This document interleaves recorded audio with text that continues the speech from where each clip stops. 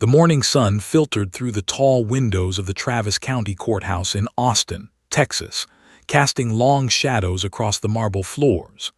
Sarah Mitchell sat in the back row of the gallery, her small frame dwarfed by the heavy wooden bench. At 12 years old, she should have been thinking about the upcoming school dance, her algebra homework, or the boy who'd smiled at her in the cafeteria. Instead, she was thinking about betrayal, about lies, and about the man she'd once loved sitting across the room in a dark suit, pretending to be innocent. Her mother, Linda Mitchell, sat beside her with a grip so tight on Sarah's hand that circulation had nearly ceased. Linda's knuckles were white, her jaw clenched so hard that Sarah could see the muscles working beneath her skin. Every few seconds, Linda would release her grip slightly, as if remembering that she might hurt her daughter, only to tighten it again as if afraid Sarah might disappear if she let go completely. This courtroom had become their prison, and the trial, now entering its third grueling week, felt like a slow-motion execution of everything their family had once been. Michael Richardson had been Sarah's favorite uncle, not the kind of uncle who was distant or indifferent, but the kind who showed up. He came to her soccer games, sitting in the bleachers with a foam finger and a ridiculous foam hat shaped like a soccer ball.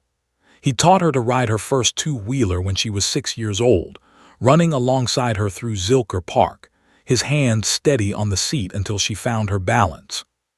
He brought her inappropriate candy when he visited, the kind her mother said would rot her teeth, and laughed when Linda scolded him. He was the fun uncle, the cool uncle, the uncle who made childhood feel like one long adventure. 6 months ago, everything had changed in the space of a single conversation. Sarah's younger brother, David, who was only 9 years old, had finally told a school counselor what had been happening for over 2 years.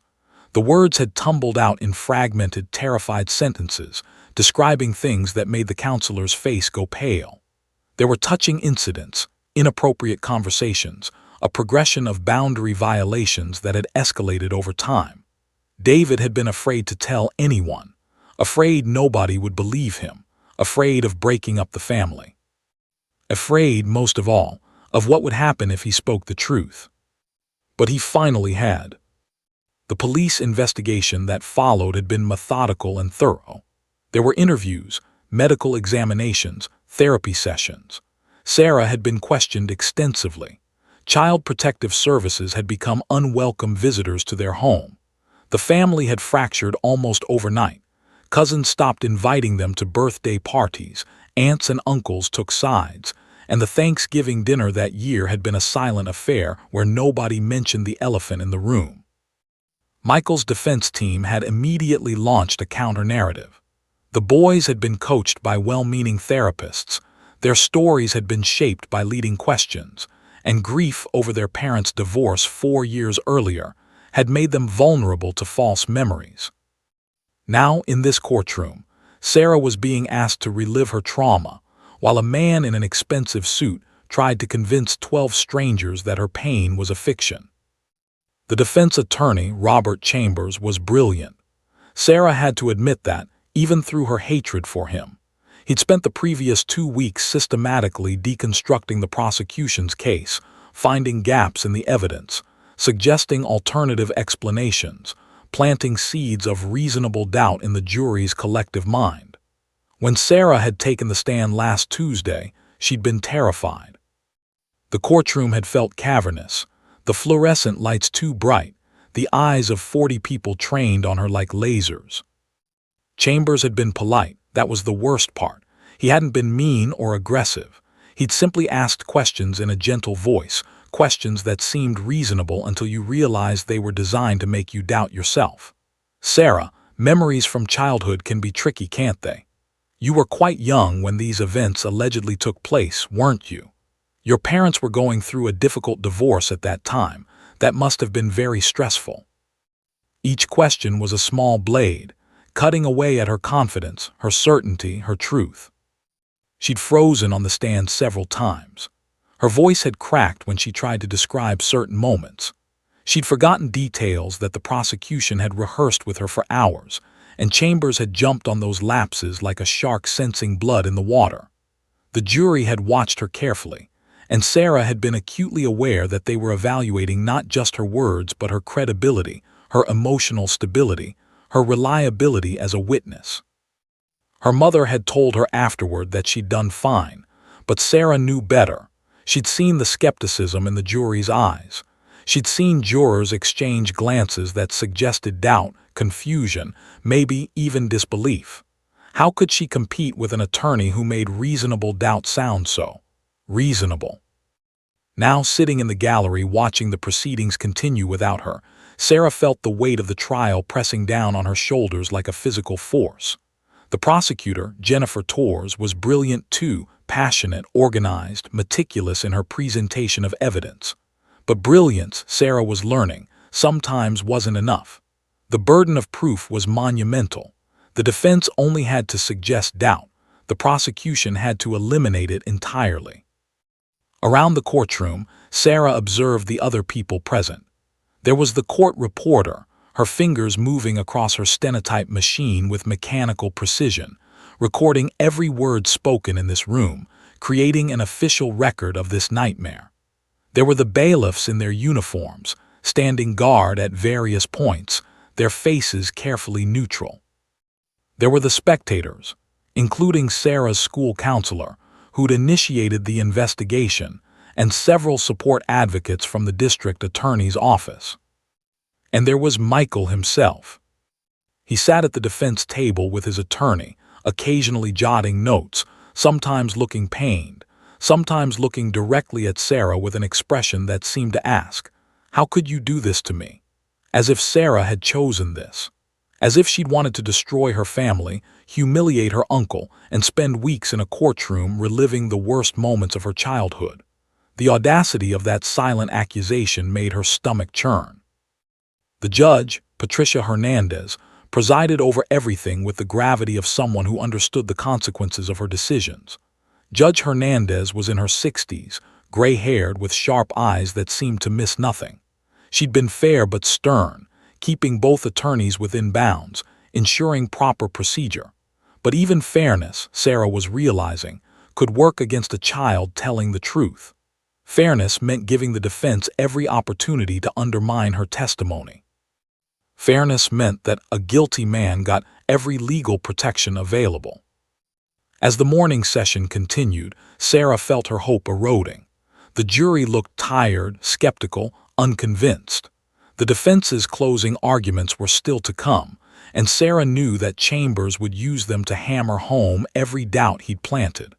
By the time they deliberated, the verdict might already be decided. Her mother squeezed her hand again, and Sarah looked up to see tears streaming down Linda's face. Her mother looked older than she had 6 months ago, hollowed out, worn down by the machinery of the justice system. Linda had lost her brother. She'd had to choose between her children and her family. She'd spent thousands of dollars on therapy and legal fees. And now, as the trial progressed, she was losing faith that anyone would ever be held accountable. Sarah felt something crystallize inside her, a terrible, cold certainty that justice might not prevail, that evil sometimes won, that the truth, spoken by a frightened 12-year-old girl, might not be enough to convince 12 strangers to believe her over an expensive lawyer and a man who'd learned to hide his true nature behind a mask of wounded innocence. The afternoon sun was already shifting, and the trial had hours yet to go. Sarah settled deeper into the hard wooden bench, her small hand still gripped in her mother's larger one, and waited for whatever came next. But inside, a girl was breaking, not because of what her uncle had done, but because the system designed to protect her seemed determined to protect him instead. It was a Tuesday morning when Prosecutor Jennifer Torres made her way through the corridors of the Travis County Courthouse, her leather briefcase clutched tightly in her hand. She'd been awake since 4 in the morning, unable to sleep, her mind cycling through the evidence in the Mitchell case. 15 years of prosecuting crimes against children had taught her many things, but perhaps the most crucial was this: evidence alone wasn't always enough. Juries needed to believe not just facts, but the human beings behind those facts. She'd watched Sarah Mitchell on the stand 2 weeks earlier, and something had broken inside her. The girl had been brave, yes, but also terrified. When the defense attorney had questioned her, Sarah's voice had become smaller and smaller, her certainty eroding with each carefully crafted question. Torres had seen the jury's reaction, the subtle shifts in posture, the exchanged glances, the way reasonable doubt was taking root like a weed in their collective consciousness. That night, Torres had gone home and researched courthouse support animals. She'd read case studies, reviewed legal precedents, looked at data from other states where support dogs had been used to help traumatized child witnesses. The research was compelling. Animals had a way of communicating safety that humans couldn't achieve through words alone. They provided a tangible, physical presence that grounded anxious witnesses, allowing them to access their own truth more effectively. By morning, she'd made a decision. Judge Patricia Hernandez's chambers were austere and professional, lined with leather-bound law books and photographs of her family. When Torres knocked and entered, the judge looked up from her computer, removing her reading glasses with a gesture of mild irritation. Hernandez was not someone who appreciated unexpected visits, but Torres had learned over 15 years how to command attention through professionalism and urgency. "Judge Hernandez, I need to discuss something unprecedented," Torres began, taking the seat across from the judge's mahogany desk without waiting to be invited. It was a calculated move, showing confidence without arrogance. Torres laid out her proposal carefully, methodically. She wanted to introduce a courthouse support dog during the final phases of testimony and closing arguments. The dog, a golden retriever named Buddy, was trained specifically to provide comfort to traumatized child witnesses. The dog wasn't a service animal in the traditional sense. He didn't perform tasks. He simply provided presence, empathy, grounding. The research showed that children in the vicinity of support animals were more likely to testify coherently, to remember details accurately, and most importantly, to believe in their own truth. Judge Hernandez listened without interrupting, her expression unreadable. When Torres finished, the judge leaned back in her chair, her fingers steepled beneath her chin. "Ms. Torres, this is highly irregular. The defense will argue that introducing an animal creates an unfair emotional appeal to the jury. They'll say we're biasing the proceedings in your favor." "With respect, Your Honor, the defense has already been using emotional appeals. They're just emotional appeals designed to create doubt rather than confidence," Torres countered. "Michael Richardson's attorney has spent 2 weeks suggesting that Sarah is unreliable, that her memories are suspect, that her trauma makes her an untrustworthy witness. I'm not asking to introduce anything artificial. I'm asking to allow a child to have access to something that science shows helps her communicate truth." Torres pushed forward, presenting research papers, case law from other jurisdictions, psychological studies about the impact of animal companionship on trauma survivors. She spoke with the passion of someone who'd spent 15 years watching guilty men go free on technicalities, watching children's testimonies be dismantled by clever attorneys, watching the system fail the very people it was designed to protect. Judge Hernandez promised to review the materials and consider the motion. That consideration took 3 days, 3 days during which Torres held her breath, 3 days during which she continued her opening statements and continued to watch the jury's growing skepticism. By Friday morning, the judge had ruled. The motion was approved, contingent on the dog's handler and trainer being thoroughly vetted and the dog's behavior in the courtroom being monitored. Torres had felt something close to hope for the first time in weeks. That was how Marcus Chen entered the picture. Marcus was a certified dog trainer with 15 years of experience specifically with courthouse support animals. He was 38 years old, quiet, observant, and possessed of the kind of calm that seemed to radiate from him like heat. When Torres first met him to discuss Buddy, she'd immediately understood why dogs responded to him. There was something in his demeanor, an absence of pretension, a genuine presence, that suggested he'd be able to help Sarah in ways that lawyers and judges never could. Buddy himself was extraordinary. A 5-year-old golden retriever, he had the kind of face that seemed to smile perpetually. His coat was the color of honey in sunlight, and his eyes, dark brown and infinitely knowing, seemed to contain a wisdom that transcended words. When Marcus had brought him to meet Tors in her office, the dog had immediately approached Sarah's case file on the desk, and without any training or prompting, had rested his head gently on top of it, as if saying, "I understand. I'm here for this." Tors had felt tears prick her eyes. In 15 years of prosecuting crimes against children, she'd learned not to cry, not to let emotion overtake her professionalism. But something about Buddy's simple, profound gesture had broken through her carefully constructed walls. Over the next 2 weeks, Marcus worked with the courthouse to prepare Buddy for his debut. The dog was exposed to the sounds of the courtroom, the gavels, the murmured conversations, the shuffling of papers. He was trained to remain calm and composed regardless of what happened around him. Marcus explained to Tors that Buddy had been raised from puppyhood in environments designed to simulate courtrooms, jails, police stations. He'd been socialized extensively, taught to maintain eye contact with troubled individuals, trained to sense emotional distress and respond with quiet, unwavering presence. "The thing about Buddy," Marcus had told Tors over coffee 3 days before the dog's scheduled appearance, "is that he doesn't judge. Dogs can't judge. They don't care if someone is telling the truth or lying. They don't care about the legal system or burden of proof. What they do understand is pain, fear, and the need for safety. When a child is near Buddy, something shifts in them. The part of their brain that's afraid starts to calm down. The part that knows truth starts to surface." Tors nodded, understanding on some instinctive level that Marcus was describing something that transcended psychology and entered the realm of something closer to grace. When Monday morning arrived and Marcus walked Buddy through the courthouse doors, Tors felt her heart rate accelerate. This was it.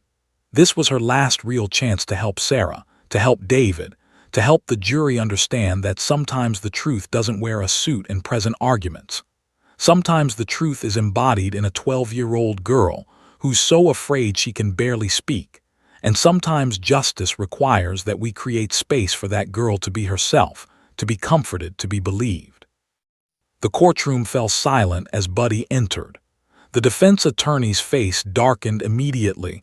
Tors could see him calculating objections, preparing arguments. But Judge Hernandez simply watched, observant, waiting to see what would happen. And then Sarah saw him. Tors watched the girl's entire body language shift. Sarah's shoulders, which had been hunched with tension for 3 weeks, relaxed slightly. Her breathing, which had been shallow and rapid, deepened. Her eyes, which had been filled with a haunted kind of terror, brightened with something that looked almost like hope. Marcus walked Buddy to where Sarah sat in the gallery, and without any prompting, without any command, the golden retriever approached the girl and gently pressed his side against her leg. Sarah's hand came down automatically, her trembling fingers burying themselves in Buddy's soft fur. In that single moment, Tors saw something shift in the jury's faces too. Whatever skepticism they'd been harboring, whatever doubt had taken root, seemed to pause. It was just a pause, just a moment of hesitation, but it was enough. Tors recognized the expression. It was the face of people suddenly confronted with the reality that this wasn't abstract. This was a child. This was real trauma. This was real pain. Judge Hernandez, observing everything, nodded slightly to herself, as if acknowledging that she'd made the right decision. And in that moment, Tors understood something profound. The verdict might not be decided by evidence or argument. It might be decided by what happened when a frightened child finally had permission to lean on something that offered unconditional acceptance and unwavering presence. It might be decided by Buddy. The courtroom on Friday morning felt different. Sarah couldn't quite articulate why, but something in the air had shifted. Perhaps it was the presence of Buddy, who now sat beside her with the calm demeanor of someone, or something, that understood the gravity of what was about to unfold. Perhaps it was the finality of knowing that closing arguments were coming, that the presentation of evidence was nearly complete, that the jury would soon retreat to deliberate the fate of the man Sarah had once loved as family. Jennifer Torres had spent the previous night in her office, reviewing every piece of evidence one final time. The medical reports, the photographs, the testimony transcripts, the psychological evaluations, the behavioral observations from Sarah's school, the corroborating statements from David. Every single piece of evidence had been carefully documented, meticulously preserved, and now would be presented to 12 jurors who held Sarah's future in their hands. Torres was 53 years old, and in her 15 years as a prosecutor specializing in crimes against children, she'd seen the worst humanity had to offer. She'd watched perpetrators walk free on technicalities. She'd seen juries fail to convict despite overwhelming evidence because a defense attorney had successfully clouded the waters of reasonable doubt. She'd attended the funerals of children whose abusers had never been held accountable. Those failures had become scar tissue on her soul, making her more determined with each passing year that justice, real, meaningful justice, would prevail whenever she was in a position to fight for it. This case mattered in a way that transcended the individual facts. This case was about whether the judicial system could adequately protect children from people they trusted, from people embedded within their own family structures, from people who'd learned to weaponize affection against innocence. When Torres stood before the jury that morning, she was not the woman who'd been sitting at the prosecution table for 3 weeks. She was transformed. Her briefcase contained not just documents but a narrative. Her voice contained not just evidence but conviction. She moved before the jury box with the grace of someone who'd spent decades learning the choreography of persuasion. "Ladies and gentlemen of the jury," she began, her voice steady and measured, "what we are gathered here to determine is not whether Michael Richardson loved these children. I think we can all agree that he did, in his own way. What we are determining is whether love can coexist with violation, whether trust can be weaponized, whether a man can offer genuine affection while simultaneously causing devastating harm." She paused, allowing that question to settle into the jury's consciousness like sediment in still water. Torres then projected the first medical photograph. It showed Sarah's arm from 6 months earlier, bruises in a pattern that suggested grabbing, holding, controlling. The medical examiner, Dr. Patricia Romero, had testified earlier in the trial that these bruises were inconsistent with accidental injury. They suggested intentional trauma, repeated contact, a pattern of physical restraint. "These bruises," Torres said quietly, pointing to the image, "weren't made in a moment of anger. They weren't made during a single incident. Dr. Romero testified that these bruises were made over time, through repeated contact. These are the bruises of someone learning that resistance was futile, that speaking up would be met with physical consequences." She clicked to the next image, and the next. Each photograph told a story of hidden trauma, of injuries concealed beneath clothing, of a child learning to move through the world with fear as a constant companion. Then Torres turned to the behavioral evidence.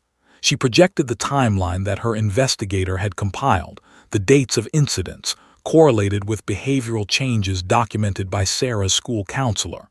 In March of the previous year, Sarah had started missing recess, preferring to sit alone in the library.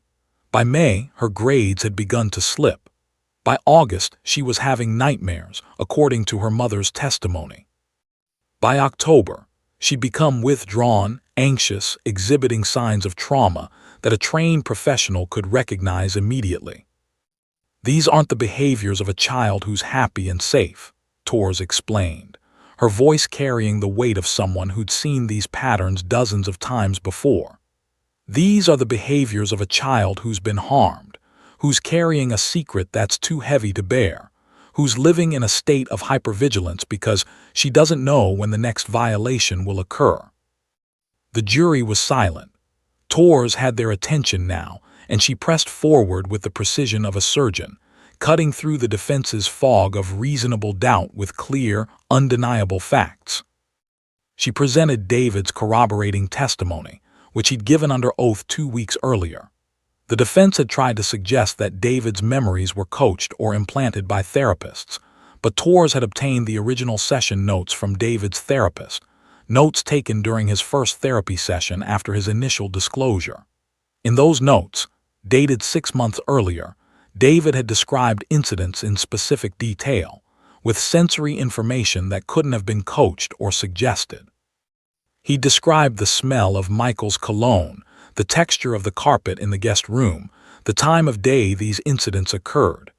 These weren't the details of a false memory. These were the details of lived trauma.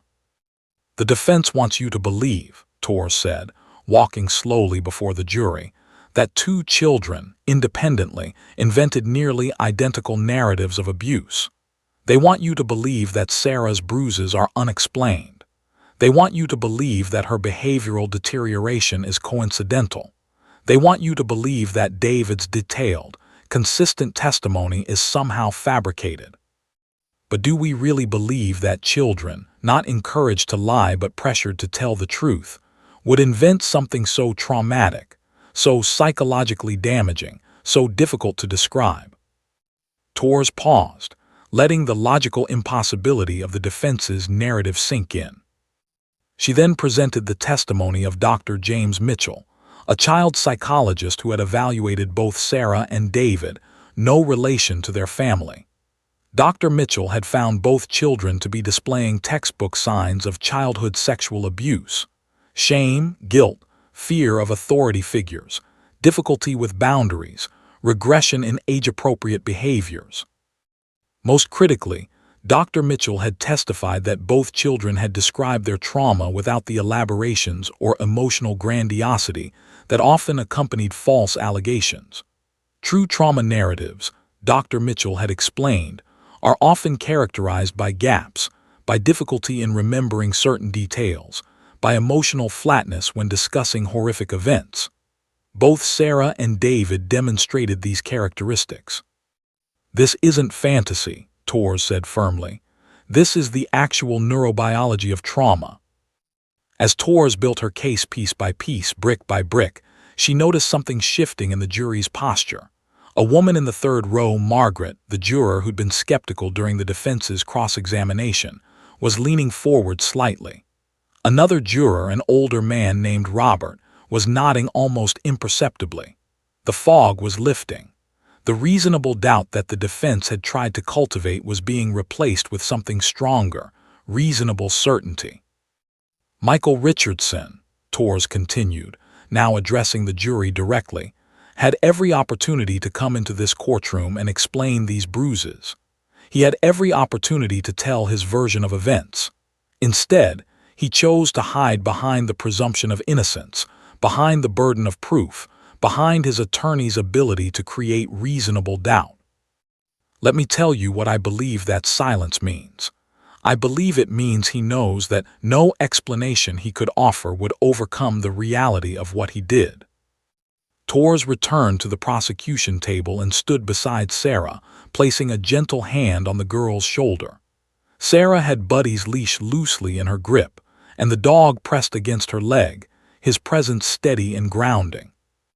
"This little girl," Torres said, her voice now thick with emotion that she'd carefully controlled throughout her entire argument, "has had to sit in this courtroom and relive her trauma. She's had to describe her abuse while a man who claimed to love her tried to convince you she was lying. She's had to listen to suggestions that her memories are unreliable, that her truth is questionable. But look at her. Look at what she's been willing to endure to seek justice. Look at what she's risking by coming forward, the family rupture, the loss of relationships, the knowledge that she'll carry this trauma for the rest of her life." The courtroom was absolutely silent. "I'm asking you," Torres concluded, moving back to address the jury fully, "to believe her. Believe David. Believe the medical evidence. Believe the behavioral timeline. Believe Dr. Mitchell's expertise. Believe what the evidence is telling you loudly and clearly. Michael Richardson abused these children and he must be held accountable. Thank you. Torres sat down, and Judge Hernandez announced a short recess before the defense's closing arguments. As the jury filed out, Torres looked at Sarah, at Buddy, at Linda, and she saw something she hadn't seen in weeks. A fragile, tentative hope that maybe, just maybe, the jury would believe Robert Chambers was a master of his craft. In 30 years of practicing criminal defense law, he'd acquired a reputation as someone who could make reasonable doubt bloom like a garden in the minds of jurors. His office walls were lined with photographs of clients he'd freed, men and women who, by many accounts, should have spent time in prison but who had walked free, because Chambers had convinced juries that certainty was merely an illusion, that truth was malleable, that the prosecution's narrative was just one possible interpretation among many. He was 61 years old, with silver hair swept back from a tanned forehead, and he wore clothes that cost more than most people's monthly rent. His suits were tailored, his shoes Italian leather, his watch a Rolex that caught the light when he moved his wrist. Everything about Robert Chambers conveyed success, confidence, and a man who'd made an art form of winning, regardless of the facts. After Torres' closing argument, Chambers had sat quietly for several minutes, his hands folded on the defense table, his expression contemplative. He was calculating, considering, strategizing. He'd already knew exactly what he was going to say. He'd spent the previous night crafting his closing argument with the precision of a composer writing a symphony, every word placed to create a specific emotional and intellectual response. When Judge Hernandez called for the defense's closing statement, Chambers rose slowly, smoothing his jacket with deliberate care. He approached the jury box with a physicality that was almost theatrical, his movements measured, his posture suggesting the weight of responsibility he carried for his client. This was part of his strategy, to embody the idea that the defense was the underdog fighting against the machinery of the state, that reasonable doubt was not a legal technicality, but a sacred principle of justice.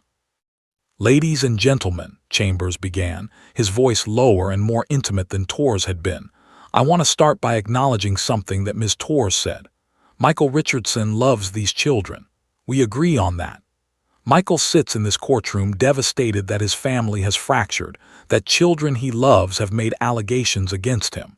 He's a broken man, sitting in the gallery each day, watching people he trusted turn against him." Chambers paused, allowing that image to settle. He was already reframing the narrative. Michael was not a perpetrator, but a victim of accusation, a man destroyed by false allegations. "Now Ms. Torres presented a lot of evidence today," Chambers continued, walking slowly along the jury box. "She showed you medical photographs. She quoted psychological testimony. She presented a timeline. But let me ask you something. Did she prove what actually happened? Or did she present a narrative, a story that sounds plausible without actually providing incontrovertible proof?" This was Chambers' first technique, creating a distinction between narrative and proof, suggesting that Torres had merely told a convincing story rather than proven anything beyond a reasonable doubt. "Let's talk about those bruises," he said, clicking to the first medical photograph that Torres had presented. "Dr. Romero testified that these bruises were consistent with grabbing, but let me ask you, are they exclusively consistent with abuse, or could they have other explanations? Children play rough. Children fall. Children have accidents. Could Sarah have gotten these bruises in 100 different ways that have nothing to do with criminal abuse?" Chambers held the jury's gaze, allowing them to nod, to consider, to plant seeds of alternative possibility. "The prosecution wants you to believe," he continued, "that these bruises, combined with behavioral changes, constitute proof beyond a reasonable doubt. But what they're asking you to do is connect dots that aren't necessarily connected. A child has behavioral changes. Does that mean she's been abused? Or could it mean 1,000 other things? Perhaps she's struggling with her parents' divorce. Perhaps she's having difficulty with peer relationships. Perhaps she's experiencing the normal anxieties of adolescence that every child experiences." Chambers was masterful at this particular move, taking legitimate life experiences and suggesting that they could just as easily account for the alleged victim's trauma as abuse could. "Let's talk about David's testimony," Chambers said, his tone becoming more serious. He described incidents in remarkable detail. "The defense will not dispute that David believes what he's saying, but we have decades of psychological research showing that children's memories are malleable, particularly in the context of therapeutic intervention. When a therapist asks leading questions, when a child is repeatedly asked to describe traumatic events, when there's an expectation that the child will disclose abuse, the human brain has a remarkable ability to construct false memories that feel absolutely real." Chambers held up a bound document, a research paper on false memory syndrome. "This is peer-reviewed psychological research," he explained to the jury. "It demonstrates that children, particularly in therapeutic settings, can develop elaborate false memories of abuse that never occurred. I'm not saying David is lying. I'm saying David may genuinely believe something that isn't true, and that's the crux of the reasonable doubt we're asking you to consider." He was deploying another classic defense technique, not directly attacking the alleged victim's credibility, but instead suggesting that they were victims themselves, victims of suggestible memory, of leading questioning, of well-meaning adults who'd implanted false memories. "Now let's talk about Sarah's testimony," Chambers continued, his expression becoming almost sympathetic. "Sarah is a brave young woman, but courage and accuracy are not the same thing. When she was on the stand, she froze. She forgot details. She seemed uncertain. The prosecution presented this as trauma, and perhaps it was.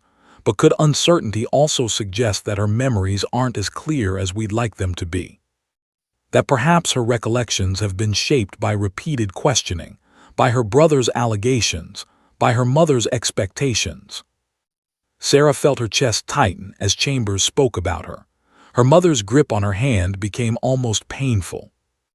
"The prosecution's entire case rests on the credibility of two children whose memories are precisely the kinds of memories that psychological research tells us are most vulnerable to distortion and false reconstruction," Chambers said, his voice now carrying a note of reasonable concern. "Is that really the foundation upon which we should convict a man and send him to prison for 20 years? Is that really beyond a reasonable doubt?" He paused, letting the jury sit with that question. "Furthermore," Chambers continued, "let's examine what Michael Richardson didn't do. He didn't flee the jurisdiction. He didn't attempt to silence the witnesses. He came to court. He submitted to investigation. He allowed his home to be searched, his communications to be reviewed, his life to be examined. Does this sound like the behavior of a guilty man, or does it sound like a man confident in his innocence?" This was another brilliant technique, suggesting that cooperation with law enforcement indicated innocence, that a man wouldn't voluntarily subject himself to investigation if he were actually guilty. "The defense is not asking you to determine that Michael Richardson is innocent," Chambers said carefully. "The law doesn't require innocence. The law requires that the prosecution prove guilt beyond a reasonable doubt, and I submit to you that the prosecution has failed to meet that burden. They've presented a narrative. They've presented circumstantial evidence.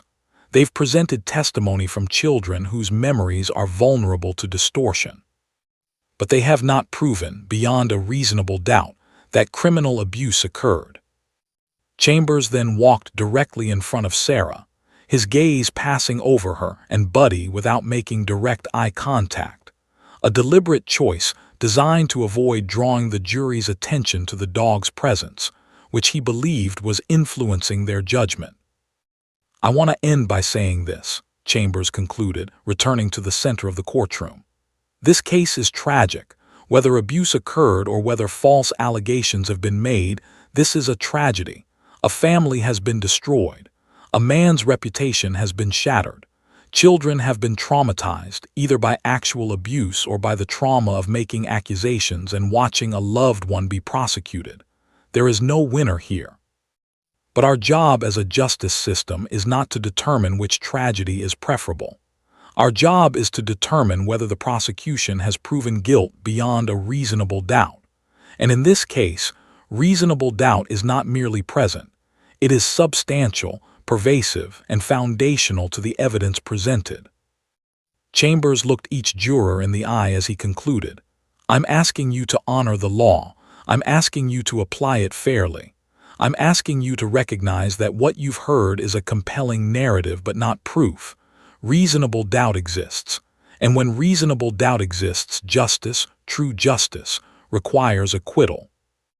As Chambers sat down, Sarah felt something cold crystallize in her stomach. His argument had been brilliant, seductive, nearly convincing.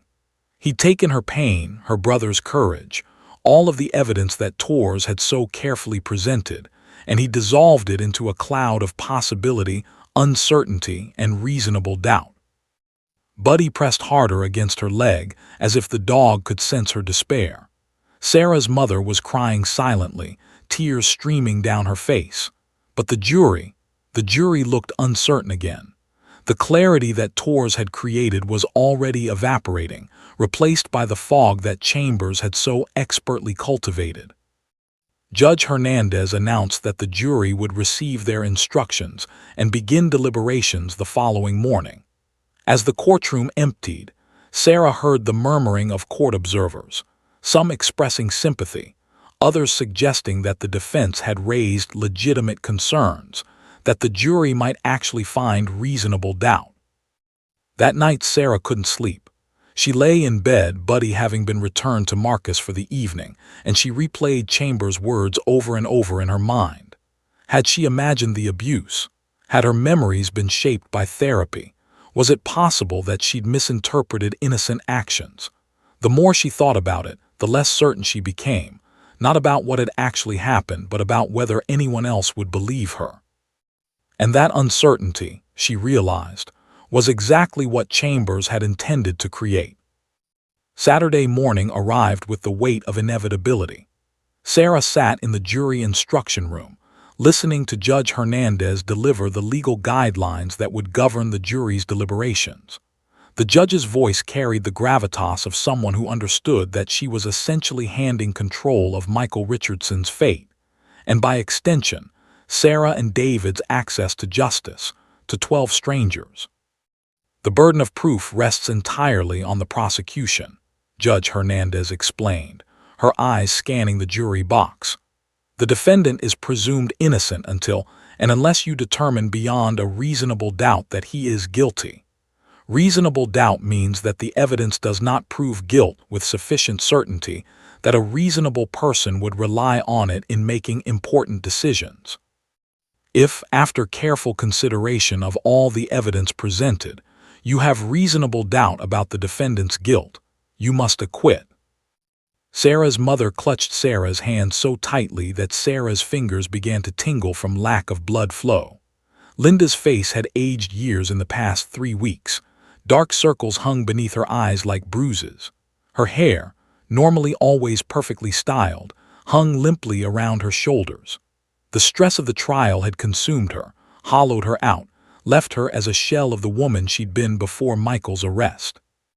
Judge Hernandez continued with her instructions, explaining the elements of the charges, the necessity of proving each element beyond a reasonable doubt, the jury's obligation to follow the law even if they disagreed with it. Her words were measured, professional, and utterly inadequate to convey the enormity of what was about to happen. At 3:47 p.m., the jury filed out of the courtroom to begin their deliberations. The courtroom doors closed behind them with a finality that felt absolute. Sarah, Linda, and the victim advocate, a woman named Carmen who'd become like a second mother to Sarah, were escorted to a family waiting room on the 3rd floor of the courthouse.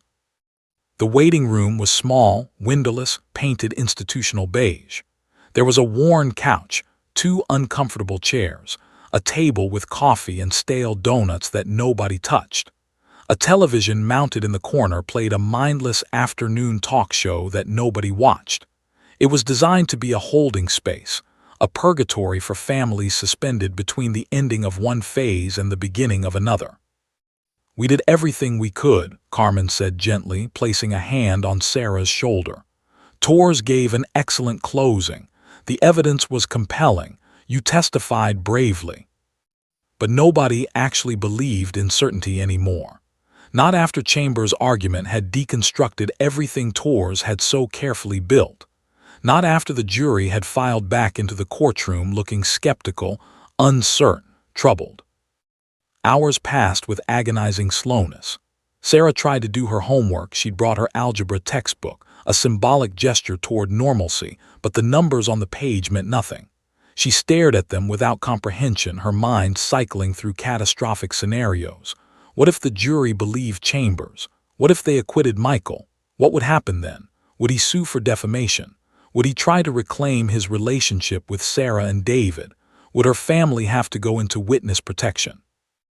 By 6 o'clock, when the jury announced they were breaking for the evening without reaching a verdict, Sarah felt a wave of anxiety so intense that her vision started to tunnel. The uncertainty was almost worse than a bad verdict would have been. At least a verdict, guilty or not guilty, would have provided closure. This suspended animation was torture. "Sometimes juries take time," Carmen explained as they drove home. "That's not necessarily a bad sign. It means they're taking their job seriously, considering all the evidence carefully." But Sarah knew better. She'd watched the jury's faces as they deliberated. She'd seen the skepticism, the confusion, the way they seemed to be struggling with something fundamental. They didn't look like people who were heading toward certainty. They looked like people who were lost. That night Sarah lay in bed unable to sleep. Her mind was a chaos of competing thoughts. She replayed her testimony over and over, searching for the moments where she'd hesitated, where she'd frozen, where her uncertainty had given fuel to Chambers' arguments about unreliable memories. She thought about David, who was staying with Linda's sister, having been excused from further courtroom appearances after his testimony. Had David slept? Was he also lying awake, terrified that nobody would believe him?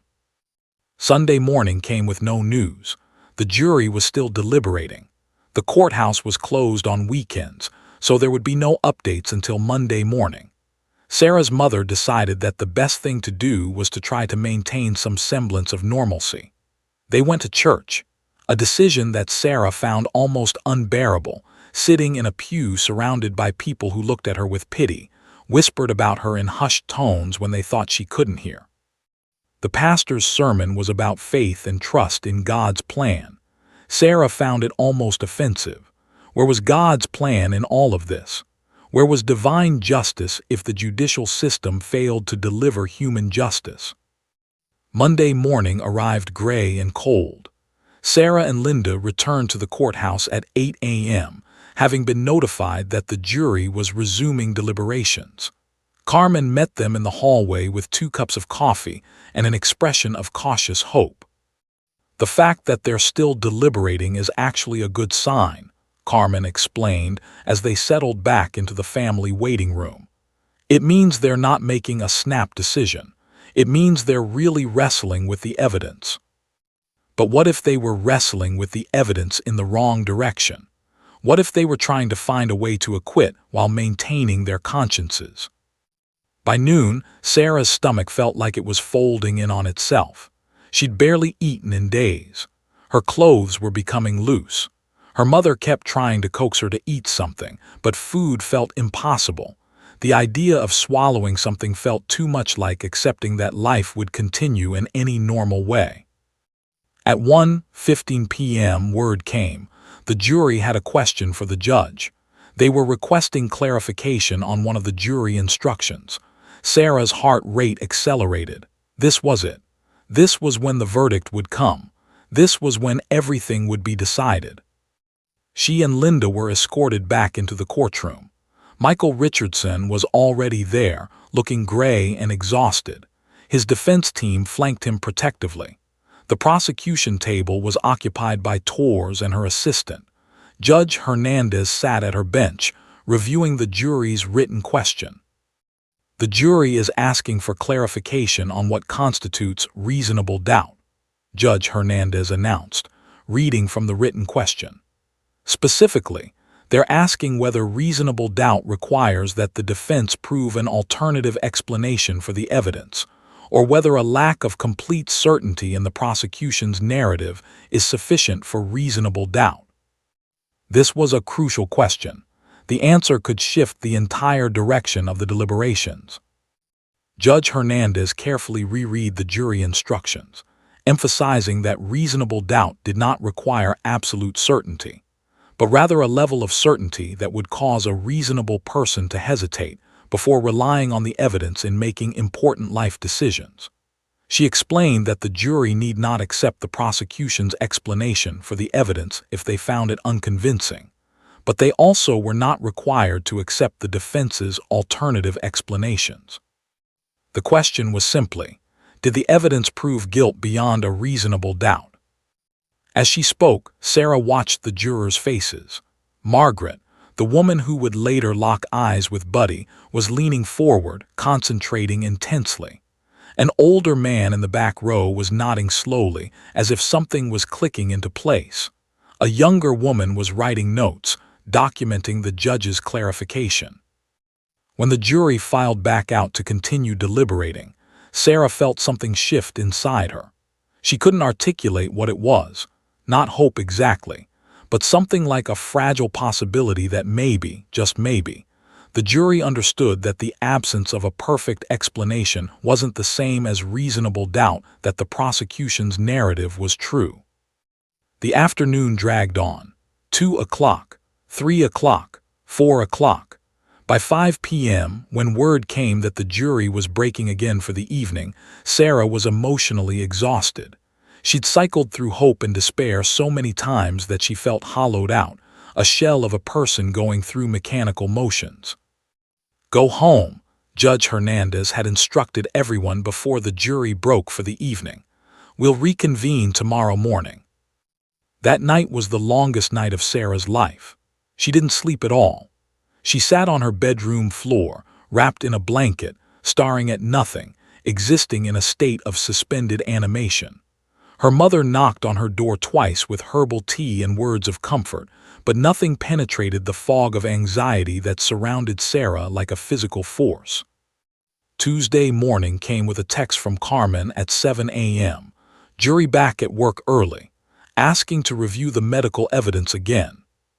Sarah's hands shook as she read the message. Why were they reviewing the medical evidence? Did that mean they were leaning toward conviction? Or were they searching for a way to acquit while maintaining their consciences? By 10 a.m., as Sarah and Linda sat in the family waiting room, the tension had become almost unbearable. Sarah could feel her heartbeat in her throat. Her palms were sweating. Her mind kept replaying everything: Tor's argument, Chambers' counterargument, her own testimony, David's testimony, all of it cycling through her consciousness like a broken record. And then at 11:47 a.m. the phone rang. Carmen answered and Sarah watched her face transform. Her eyes widened. Her hand came to her mouth. She listened for a few more seconds, then hung up and turned to Sarah and Linda. They have a verdict, she said quietly. Everything after that felt like it was happening underwater, moving in slow motion. The walk back to the courtroom. The bailiff announcing that the jury had reached a verdict, the jury filing back in, the absolute silence that fell over the gallery as the forewoman stood, a piece of paper trembling in her hand. This was it. This was the moment that would define everything that came after.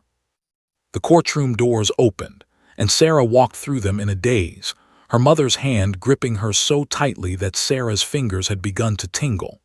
Carmen had called ahead, and Buddy had been brought back to the courthouse by Marcus, who stood in the gallery with the golden retriever's leash held loosely in his hand. When Buddy saw Sarah enter, the dog's entire body seemed to brighten, his tail beginning a slow, rhythmic wag. That small gesture, the dog's recognition of Sarah, somehow grounded her in the present moment. Everything felt surreal, dreamlike, as if she were watching this scene from outside her body. She could see the jury filing back into the jury box. She could see Judge Hernandez taking her position at the bench. She could see Michael Richardson sitting at the defense table with his attorney, his face carefully arranged into an expression of stoic resignation, as if he'd already prepared himself for whatever came next. But none of it felt entirely real. Sarah was led to the witness box area, the same place where she'd sat during the closing arguments, where Buddy had sat beside her, providing an anchor to something solid and present. Judge Hernandez asked everyone to rise as the jury was brought back into the courtroom. Sarah noticed immediately that something in their demeanor had shifted since she'd last seen them. They looked tired, emotionally drained, as if they'd been wrestling with something that had extracted a significant cost from them. Carmen whispered to Sarah, "Stay calm. Whatever happens, we'll get through this together." The bailiff handed the verdict form to the forewoman, a woman named Patricia, who was in her early 50s and had been remarkably consistent in her expression throughout the trial, thoughtful, serious, intent. She stood, and the entire courtroom seemed to hold its breath. "Has the jury reached a verdict?" Judge Hernandez asked, her voice carrying the weight of formality and gravity. "We have, Your Honor," Patricia replied, her voice steady but carrying an undertone of emotion. Sarah's vision began to tunnel. Her hearing felt muffled as if she were underwater. This was it. This was the moment. Everything she and David had endured, everything her mother had sacrificed, everything Torres had fought for, it would all be reduced to the words the forewoman was about to speak. "On the charge of felony child abuse," Patricia began, opening the verdict form with trembling hands, "we find the defendant." The pause stretched like an eternity. Sarah felt as though time had stopped, frozen in this single, endless moment of suspension between the life she'd been living and whatever life came next. "Guilty." The word fell into the courtroom like a stone dropped into a still pond, creating ripples that seemed to reverberate through every person present. Sarah's mother gasped, not a small sound, but a full-bodied gasp that contained months of fear, months of uncertainty, months of terror that justice might not prevail. Tears began streaming down Linda's face immediately. Sarah herself felt nothing for a moment. Then something broke open inside her, a dam that had been holding back every emotion she'd suppressed during the trial. Tears poured down her cheeks, but she wasn't sure if she was crying from relief, from vindication, from the sheer enormity of what was happening, or from some complex mixture of all those emotions combined. But then Patricia continued, reading through the remaining counts. On the second charge of child endangerment, guilty. On the third charge of indecency with a child, guilty. Again and again, the word guilty echoed through the courtroom, each one a confirmation that the jury had believed her. The jury had believed David. The jury had believed the evidence. Sarah felt her mother pull her into an embrace, felt the warmth of Linda's arms around her, felt the release of months of terror transmuting into something like triumph. Carmen was crying quietly beside them. Several observers in the gallery were wiping their eyes. But it was what happened next that would become the moment everyone would remember, the moment that would be discussed and analyzed and talked about for years to come. As Patricia finished reading the verdicts, guilty on all counts, a subtle shift occurred in the courtroom's emotional atmosphere. The tension that had been wound so tight suddenly released, but not completely. Instead, it transformed into something else, a kind of profound emotional release mixed with the weight of what the jury had just done. Marcus, sensing that the moment had come when Buddy might provide comfort to Sarah during this intense emotional passage, began walking the golden retriever from the gallery toward where Sarah stood. Sarah saw him coming and instinctively reached out. Buddy bounded forward, not jumping, not acting out of excitement, but moving with purposeful grace toward the girl who'd sat beside him during the trial's most difficult moments. Sarah sank to her knees and wrapped her arms around Buddy's neck, burying her face in his soft, honey-colored fur.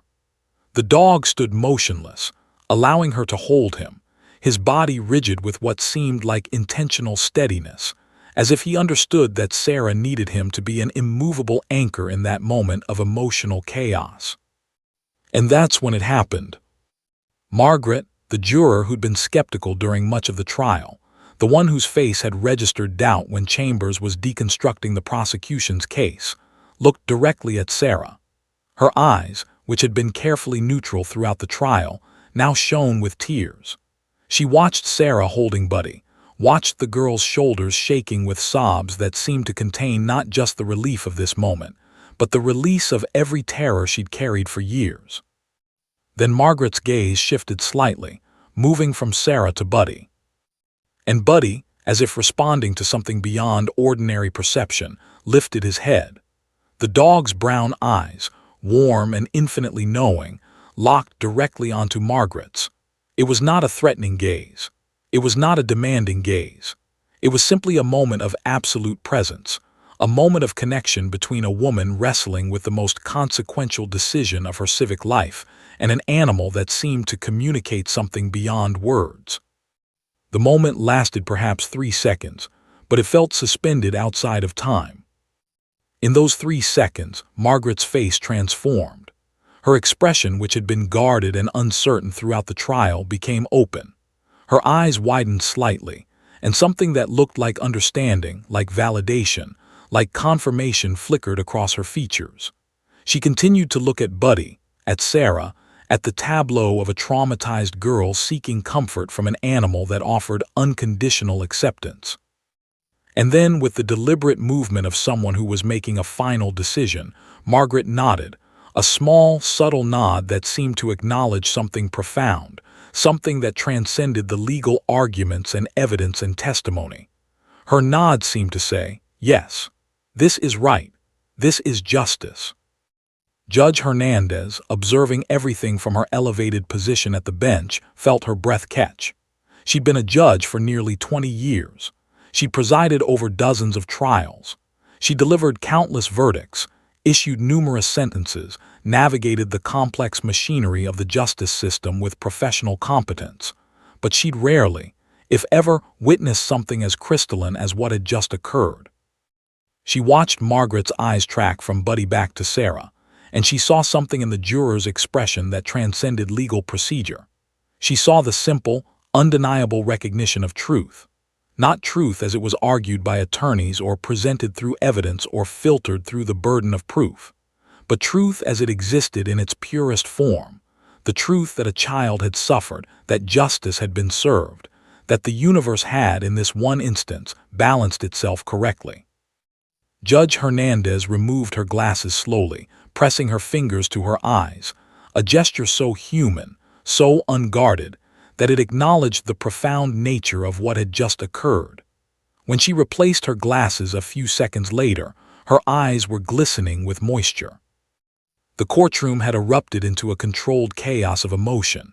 Sarah's mother was weeping openly. Carmen had her arm around Linda, both women crying. Torres stood at the prosecution table, her hands pressed to her heart, her expression a mixture of vindication and profound relief. Even some of the bailiffs appeared to be holding back tears. But everyone in that courtroom understood what had just happened. They understood that the verdict had been necessary, that the legal procedure had been essential, that all of the evidence and argument had been vital. But the moment that had truly sealed this case, the moment that had transformed a verdict from words on a piece of paper into something that felt genuinely just, had occurred in the silent exchange between a confused juror and a golden retriever who seemed to understand human suffering in a way that transcended ordinary comprehension. Michael Richardson sat motionless at the defense table, his face having gone completely white. His attorney was reading the verdict form, his expression grim. The weight of guilt, not legal guilt which had been determined by the jury, but something closer to existential guilt, the recognition that he had committed these acts and that he would now face consequences, seemed to press down on him with physical force. Judge Hernandez called for order, and the courtroom gradually quieted. But everyone present understood that they had witnessed something extraordinary, something that would linger in their memories far longer than the guilty verdict itself would. As Sarah continued to hold Buddy, as Margaret continued to watch them with an expression of profound recognition, as Judge Hernandez looked from her bench at the tableau before her, everyone understood. Justice had not been served by arguments or evidence or legal procedure, though all of those had been necessary. Justice had been served by a 12-year-old girl's courage, a golden retriever's inexplicable wisdom, and a single moment of connection between them that had somehow communicated something that no attorney, no matter how brilliant, could articulate with words. 3 weeks passed between the verdict and the sentencing hearing. 3 weeks during which Sarah slowly began to exhale, to release the tension that had become as much a part of her body as her own skeleton. The guilty verdict had validated her truth, had confirmed that what she'd experienced was real, that her memories were reliable, that she had not been misremembering or fantasizing or constructing false narratives. The legal system, for once, had gotten it right. But the aftermath of that rightness was more complicated than Sarah had anticipated. The local news had gotten wind of the story, not just the verdict itself, but the detail about Buddy, the courthouse support dog who'd supposedly influenced the jury through some inexplicable connection with a traumatized child. Reporters began calling Linda's house, asking for interviews. The prosecutor's office requested that Sarah participate in a press conference. Victim advocates suggested that Sarah's story could help other children come forward, could inspire changes to the legal system, could become a catalyst for broader conversations about protecting vulnerable witnesses. Sarah just wanted her life back. The sentencing was scheduled for a Tuesday morning in late November.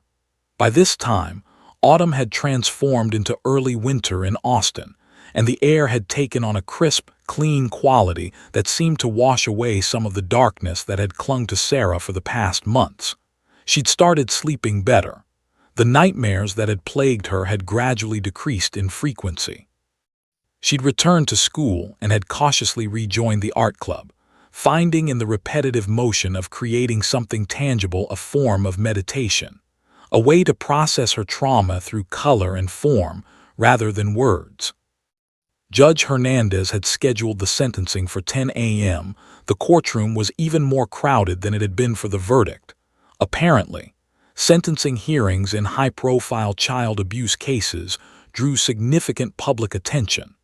Sarah sat in the gallery with her mother and Carmen, Buddy having been brought back by Marcus, who positioned himself discreetly in the back of the courtroom. Michael Richardson was led into the room by bailiffs. He looked smaller than he had during the trial, as if the verdict had physically diminished him. He'd lost weight. His suit hung loosely on his frame.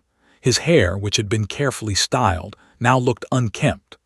The confident man who'd sat at the defense table for 3 weeks seemed to have been replaced by someone hollow, someone broken, someone confronting the reality that his life as he'd known it was over. Judge Hernandez entered and took her seat. The courtroom rose, then settled back into silence. The judge looked more tired than she had during the trial, but her eyes carried a clarity that suggested she'd spent the previous 3 weeks thinking carefully about what would come next. "We are here for the sentencing of Michael James Richardson," Judge Hernandez began, reading from the file before her. "The defendant has been found guilty on 3 counts of child abuse, 3 counts of endangerment, and 2 counts of indecency with a child. Before I pronounce sentence, I want to hear from the victims." David had elected not to appear. He delivered his impact statement via video, which had been difficult to watch. The recording showed a 9-year-old boy describing how the abuse had stolen his childhood, how he'd become afraid of men, how he'd struggled in school, how he'd spent nights unable to sleep, terrified that the person he'd trusted most in the world would come and hurt him again. Now it was Sarah's turn. Sarah had written a statement. She'd rewritten it 17 times, each version trying to capture something that always seemed to escape words. How did you describe to a courtroom full of strangers what it felt like to have your world fracture? How did you articulate the particular kind of betrayal that came from someone you'd loved? How did you explain to a judge and jury and gallery full of observers the ways that trauma infiltrated every corner of your existence? Sarah stood on trembling legs. Her mother squeezed her hand before letting go. Sarah walked to the podium, her written statement clutched in her hands, and looked out at the courtroom. Her eyes found Michael Richardson's face, and for a moment they made direct contact. She saw something in his expression that she'd never seen before. He was looking at her not with the wounded innocence he'd maintained throughout the trial, but with actual recognition. He was seeing her, truly seeing her for the first time. "Your Honor," Sarah began, her voice small but audible, "I want to say something. My Uncle Michael told me once that he loved me, and I believed him. I think in some twisted way he probably did love me, but love isn't supposed to hurt. Love isn't supposed to make you afraid. Love isn't supposed to make you ashamed of your own body, your own memories, your own truth." Sarah paused, gathering her courage.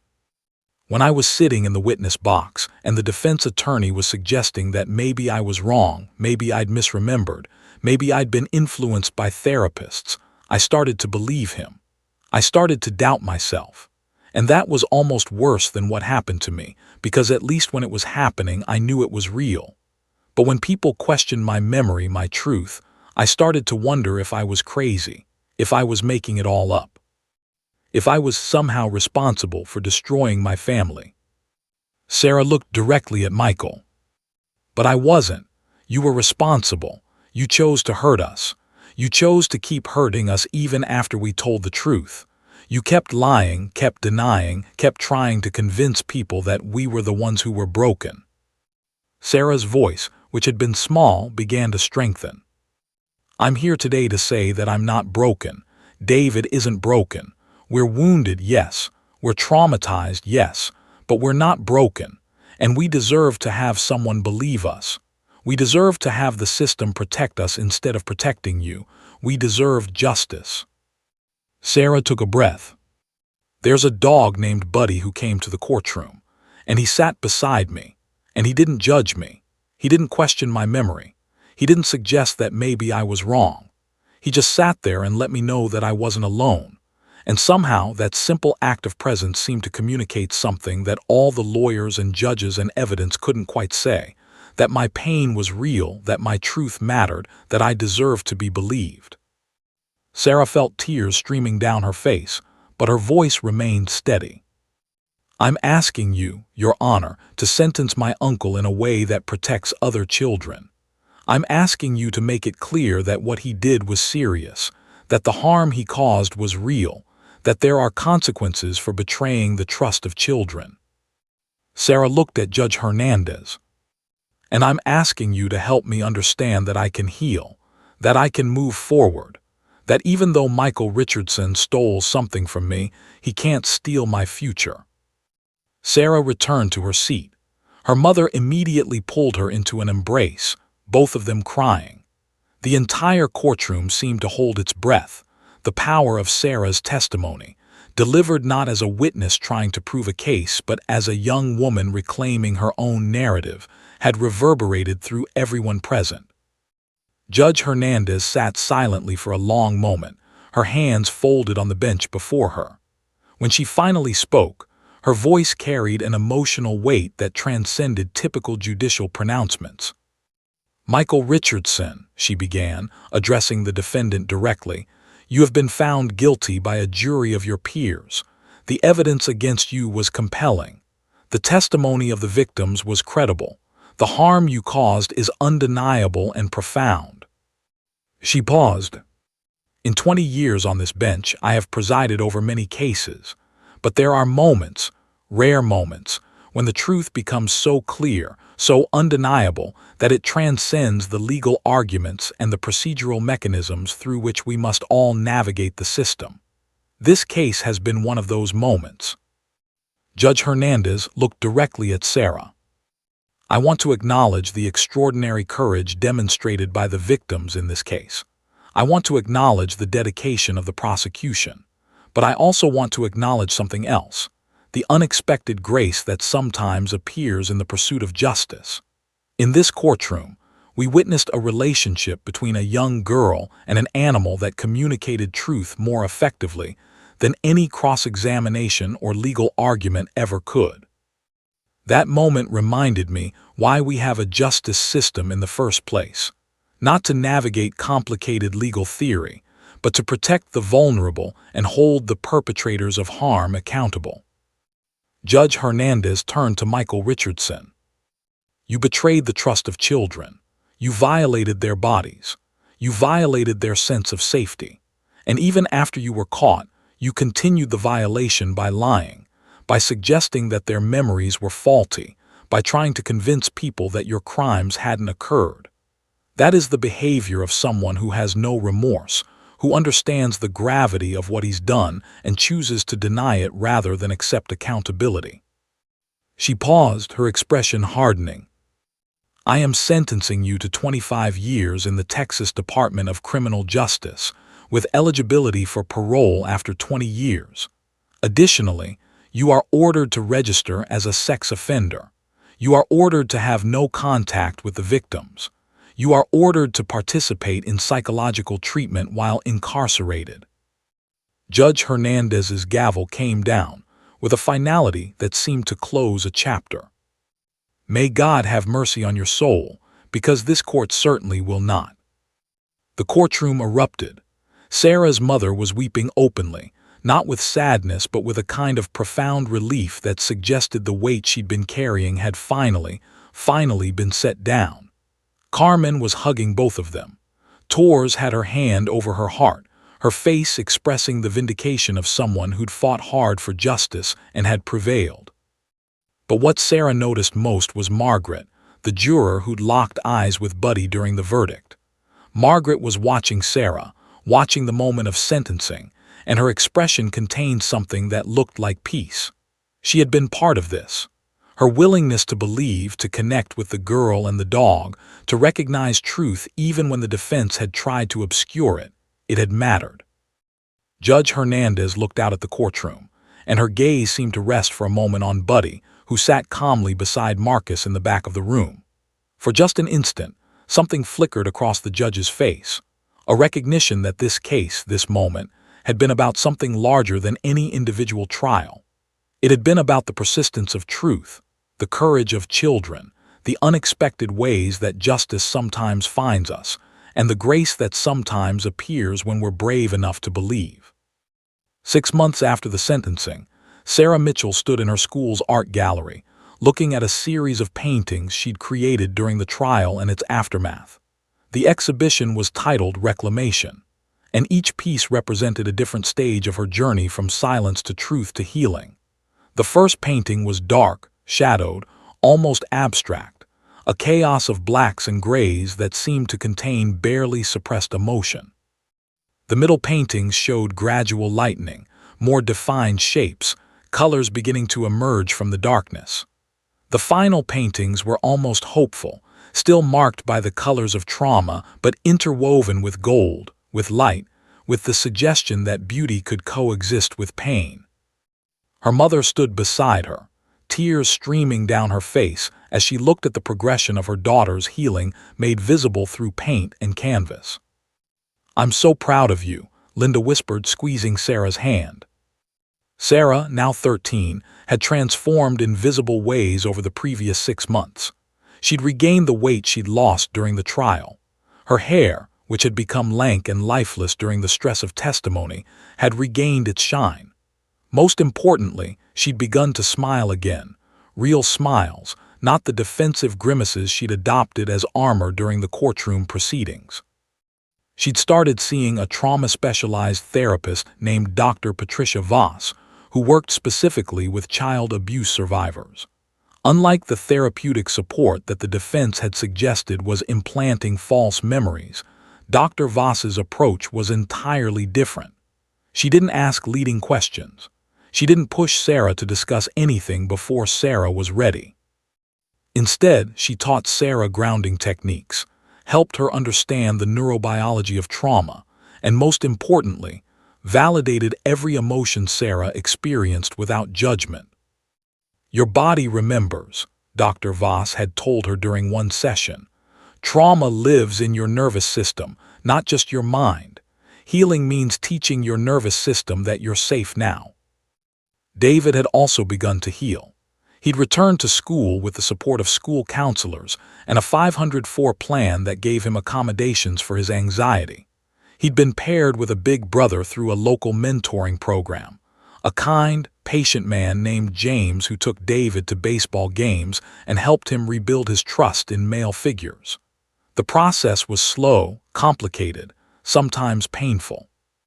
But gradually, David was beginning to understand that not all men were predatory, that trust could be rebuilt, that his future didn't have to be defined by his past. The story of Buddy and the courtroom had continued to spread.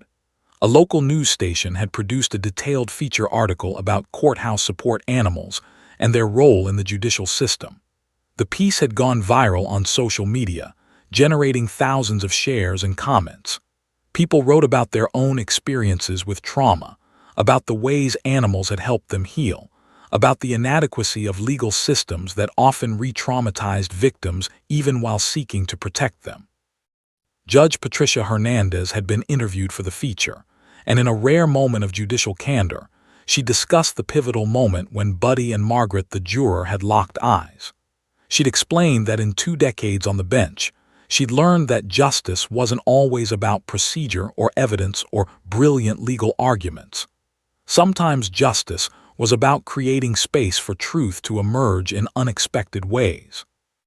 What happened in that courtroom, Judge Hernandez had said, was a reminder that the law exists to serve humanity, not the other way around. When we allow animals into spaces designed for human judgment, when we allow ourselves to be moved by something that transcends words, we acknowledge that there are ways of knowing truth that exist beyond the mechanisms of cross-examination and reasonable doubt. That interview had sparked conversations at every level of the Texas criminal justice system. Other judges began approving requests for courthouse support animals. Training programs for support dogs expanded. Victim advocates began recommending dogs not just for child witnesses, but for adult survivors of sexual violence, domestic abuse, and other serious crimes. Jennifer Torres had been promoted. The success of the Mitchell case, combined with her 15 years of dedication to child protection, had led the district attorney to offer her a position as head of the Special Victims Unit. In her new role, Torres had immediately begun implementing changes designed to protect vulnerable witnesses. She'd advocated for expanded use of support animals, for closed-circuit testimony options, for trauma-informed training for all attorneys and judges. "This case changed how I think about justice," Torres had said in a speech to law students at the University of Texas. "I spent 15 years believing that justice was about evidence and argument, but I learned from Sarah Mitchell and from a dog named Buddy that justice is sometimes about creating the conditions for truth to emerge. It's about saying to a traumatized child, 'I believe you. Your pain is real. Your truth matters, and I will do whatever it takes to make sure you're heard.'" Marcus Chen, Buddy's handler, had also experienced changes to his career. His work with the Mitchell case had made him something of an expert on courthouse support animals. He'd been invited to speak at law enforcement training seminars across Texas and neighboring states. He'd co-authored a paper on the neurobiology of animal-human bonding in trauma situations, which had been published in a peer-reviewed psychological journal. "What I've learned," Marcus had explained during one training session, "is that dogs don't judge. They don't care about legal arguments or burden of proof. What they understand is pain, fear, and the need for safety. When a traumatized person is near a dog trained to recognize distress, something shifts. The nervous system starts to calm. The part of the brain that knows truth starts to surface. It's not magic. It's not manipulation. It's simply biology meeting compassion." Buddy himself had become something of a local celebrity. After the Mitchell case, his handler had been flooded with requests from attorneys, prosecutors, and judges who wanted to use the golden retriever in their own courtrooms. But Marcus had kept Buddy's schedule deliberately light, choosing only cases where he felt the dog's presence would be most needed, cases involving young victims of sexual abuse, cases where standard judicial procedures seemed inadequate to the task of protecting the vulnerable. Sarah had maintained a connection with Buddy. She and her mother would sometimes visit Marcus's facility, and Sarah would spend time with the golden retriever, throwing balls in the yard, brushing his coat, talking to him about whatever was on her mind. Buddy seemed to understand that Sarah had a special place in his own narrative. He would greet her with particular enthusiasm, pressing against her leg in the way he had during the trial, offering the same quiet presence he'd offered in the courtroom. By the time Sarah was 15, she had become something of an advocate herself. She'd given talks at her school about trauma and healing. She'd participated in a documentary about child sexual abuse that aired on a streaming platform. She'd written an essay for her high school newspaper about the importance of believing children, about the courage it took to speak the truth, about the unexpected ways that healing could find us. But most importantly, she'd simply continued living. She'd done the ordinary things that teenagers do. She'd gone to concerts, had crushes on boys, argued with her mother about curfew, participated in school plays, attended sleepovers. The trauma hadn't disappeared. It had become integrated into her narrative rather than defining her entirely. David, now 11, had largely recovered his childhood. He'd rejoined the Boy Scouts, which his parents had pulled him from after the abuse came to light. He'd made friends, done well in school, begun to trust again. The nightmares had become infrequent. The hypervigilance that had marked his behavior during the trial had gradually receded. Linda had also healed. She'd attended a support group for family members of abuse survivors, where she'd learned to release the guilt she'd carried. The guilt that she hadn't noticed the abuse sooner, that her divorce had created vulnerability for the children, that she hadn't protected them adequately. Over time, she'd come to understand that the responsibility for the abuse lay entirely with Michael Richardson, not with her. 5 years after the sentencing, Sarah was 17 years old and preparing her college applications. She decided to study criminal justice, with a specific interest in victim advocacy. She wanted to work in the field, to help other children and survivors navigate the legal system, to be the kind of adult presence that she'd wished for during her own trial. She'd also maintained contact with Judge Hernandez. The judge had agreed to write her a letter of recommendation for college, acknowledging Sarah's extraordinary courage and resilience. In the letter, Judge Hernandez had written, "Sarah Mitchell is one of the most remarkable young people I have ever encountered. Not because she survived abuse, many survivors demonstrate courage, but because she was willing to speak her truth even when the system seemed designed to silence her. She understood, at an age when many adults are still learning, that justice isn't just about legal procedure. It's about the commitment to believe survivors, to create space for truth, and to hold perpetrators accountable." 7 years after the sentencing, Sarah was working as a victim advocate at the Travis County District Attorney's office, the same office where Jennifer Torres had fought so hard to get her justice. She'd interned there during college and had been offered a permanent position after graduation. She worked with abuse survivors, helping them navigate the legal system, preparing them for testimony, providing support and validation. One afternoon, while she was in the courthouse working on a case, she saw Judge Hernandez in the hallway. The judge, who had retired 2 years earlier, was visiting the courthouse for some administrative matter. When she saw Sarah, her face broke into a warm smile. "Sarah," Judge Hernandez said, embracing her, "I heard you were working here. I'm so proud of you." "Judge Hernandez," Sarah replied, "I wanted to thank you for believing me, for understanding that sometimes justice requires more than evidence and argument, for creating space in that courtroom for Buddy to do what he did." Judge Hernandez's eyes grew misty. "Sarah, you taught me something profound in that courtroom. You taught me that the most important thing a judge can do is create conditions for truth to emerge. You taught me that sometimes the most powerful justice comes not from a gavel or a verdict, but from moments of genuine human, and yes, animal connection."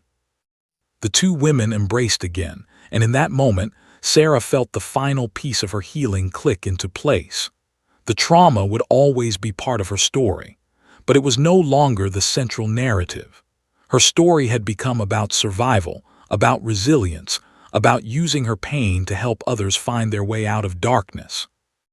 That same year, Judge Hernandez published a memoir about her experiences on the bench. A full chapter was dedicated to the Mitchell case, to Buddy, to the moment that had changed her understanding of justice. The book became a bestseller in legal circles and was assigned in law schools across the country as a text on trauma-informed jurisprudence. In the acknowledgments, Judge Hernandez had written, "To Sarah Mitchell and to Buddy, the golden retriever who taught us all that sometimes the most profound truths are communicated not through words or evidence, but through the simple act of presence with someone who is suffering. Thank you for reminding us why we have a justice system in the first place, not to navigate legal theory, but to protect the vulnerable and affirm that their pain, their truth, and their right to be believed matter infinitely more than any procedural mechanism or clever argument." Sarah read those words and wept, not with pain, but with the understanding that her suffering had been transformed into something meaningful. She had become an advocate, a voice for the voiceless, a reminder to a justice system that sometimes lost its way, that what mattered most was not winning arguments but protecting children. And it had all begun with a golden retriever named Buddy, who'd simply sat beside a frightened girl and somehow, through the mystery of animal presence, had communicated that her truth mattered, that she was believed, and that justice, real justice, was possible. The end.